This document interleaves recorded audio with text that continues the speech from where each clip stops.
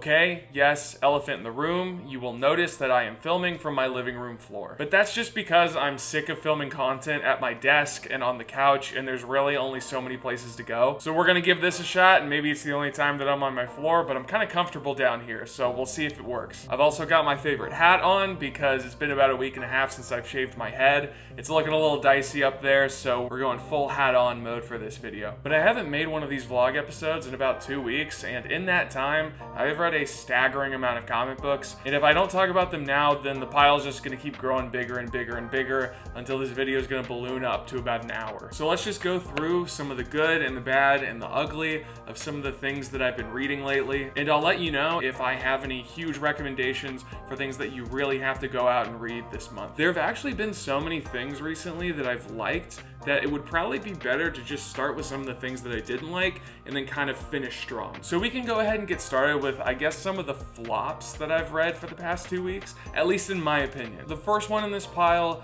is the new Masters of the Universe comic book. Now, I'll put an asterisk on this one and say that I don't really know much about the Masters of the Universe, and so I was coming into this one a little bit dry in terms of like continuity and world building. And this limited series mainly focuses on different universes with different versions of He-Man, and the creators kind of use this as a tool to tell little vignettes or short stories set in the Masters of the Universe multiverse. The problem was I just didn't find them super compelling, and so I'm gonna have to give this one a pass. And the next one, tragically, was Power Rangers and Teenage Mutant Ninja Turtles 2. Now, I'm as much of a fan of the Turtles as the next guy, but this crossover comic book was pretty deep in continuity to the point where it was pretty incoherent trying to jump into it as someone who hasn't read the original limited series or hasn't been keeping up on the current runs of TMNT or Power Rangers or The Last Ronin. So yeah, while you don't have to be following any of those books, it is super helpful, and you're probably going to have a much better time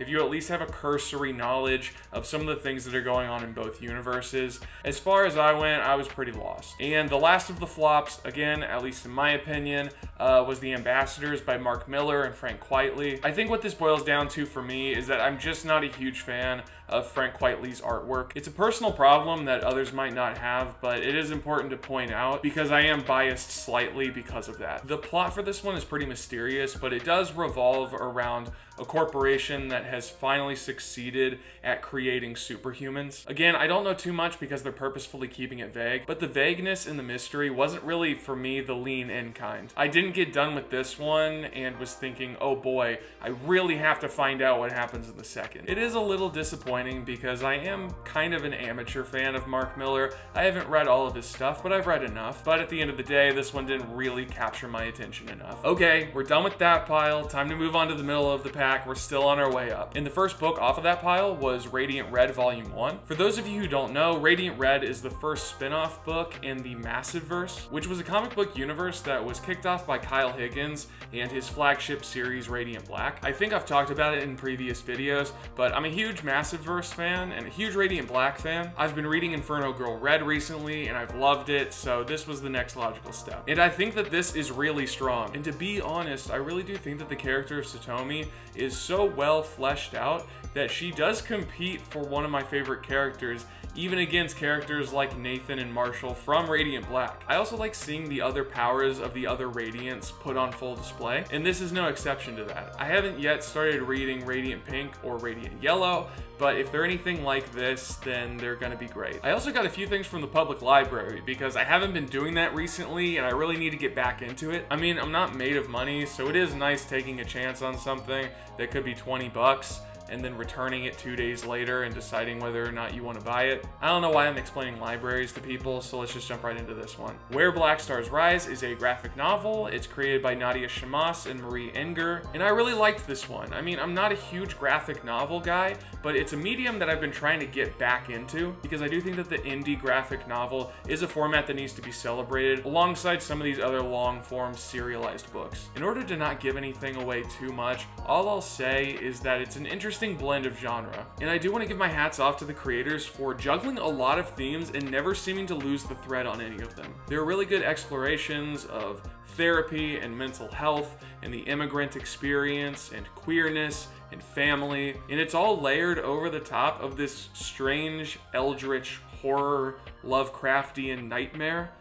It's really difficult to explain, but I really did like it. So if you're looking for a new indie graphic novel, this one's a really interesting one to check out. It may not be for everybody, but it's at least worth reading. I also checked out Slumber, which I really like. This is probably at the top of my current indie pile. Slumber is about essentially a dream detective who goes into your dreams when you're asleep and kills the things that are haunting your nightmares. I think more than anything, this one made me laugh more than any comic I've read lately. It's not very often that I encounter stories in the graphic format that genuinely make me laugh out loud, but this one did several times. The artwork is also beautiful and erratic and wild and colorful. I was just so intrigued by this one, and I'm definitely gonna check out volume 2, or maybe even snag an issue off the shelves if I run into one. And I'll kind of speed run and lightning round these next 4 because I don't have too much to say about them. I'm continuing to read Saga, of course. I checked out the first issue of Doom Patrol, which was fun. Indigo Children was kind of whatever, but I really did like Once Upon a Time at the End of the World. This one is written by Jason Aaron, who is the current writer of Avengers, and he wrote an incredible run of Thor, so I'm a big fan of his. I'm jumping into this one at issue 5, so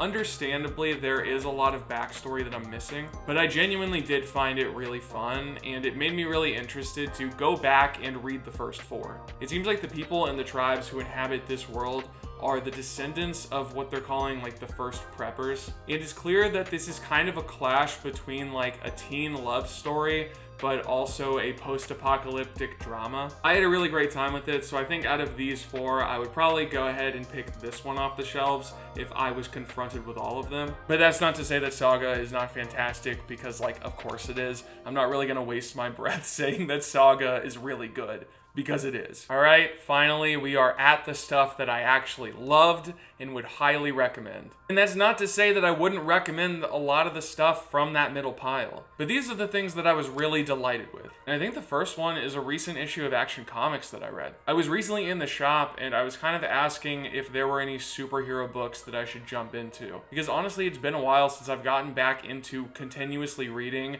a large superhero title from either of the big 2. I got recommended Action Comics, and honestly, I think that it's my first Superman related book that I've bought off the shelves. I can tell that as we start to creep into this dawn of DC era, that they are setting up some really interesting stories with Superman. I think the biggest thing I've noticed is that Superman is kind of reflective of Batman right now in terms of the fact that his family is getting huge. So more than anything, I just had a blast seeing how all of these different Superman relatives and Superman adjacent characters got along and interacted with one another. It was compelling enough that I do think I'm going to start becoming a regular Action Comics and Superman reader, which is really exciting. It's really fun to get excited about a big 2 superhero title again, because that's definitely something that has been lacking a bit in my life recently. And that is a fantastic segue into Chip Zdarsky's current run of Batman.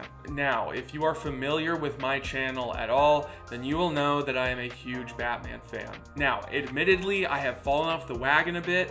I'd say in probably the past year and a half. I did jump around and read a few issues of the Failsafe arc, which is the one that directly precedes this one. I mean, there's nothing better than Batman and the Justice League fighting a robot of Batman's own design that was made to be able to destroy him and fight off every member of the Batman family and of the Justice League. So where Batman stands right now is that Failsafe has sent him to an alternate universe. And in this universe, there is no Batman. Arkham Asylum is kind of the law of the land in Gotham City. And there are really cool concepts like a Venom-fueled police force that is patrolling the streets of Gotham and finding any excuse to lock up people into Arkham. I really love when a writer takes Batman and puts him into new situations where he's kind of without any of his friends and any of his tech. It brings out all of those qualities that people have come to know and love Batman for. He has to be tenacious and creative, and he has to think smart and on his feet at all times. We're currently in the middle of this arc, and I don't really know where it's gonna go yet, but that's kind of the point. But just like Action Comics, I am fully into Batman again,